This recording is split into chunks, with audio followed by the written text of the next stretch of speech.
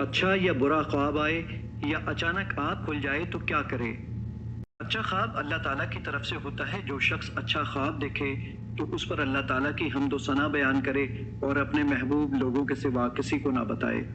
बुरा ख्वाब आए तो 3 दफ़ा अपने बाएं तरफ थूके शैतान और अपने इस ख्वाब की बुराई से 3 दफ़ा अल्लाह की पनाह मांगे।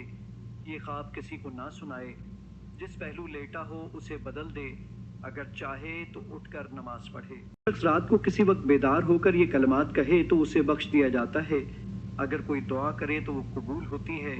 फिर अगर वजू करके नमाज पढ़े तो उसकी नमाज कबूल होती है।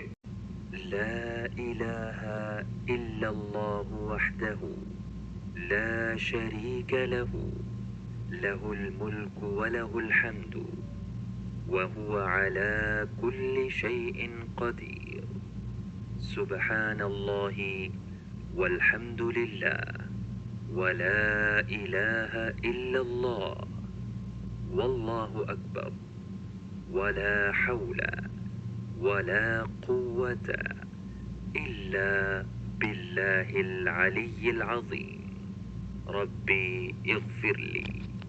अल्लाह के सिवा कोई माबूद नहीं, वो अकेला है, उसका कोई शरीक नहीं। उसी की बादशाहत है और उसी के लिए हर किस्म की तारीफ है और वो हर चीज़ पर कामिल कुदरत रखता है। अल्लाह पाक है और सब तारीफ अल्लाह ही के लिए है और अल्लाह के सिवा कोई माबूद नहीं और अल्लाह सबसे बड़ा है।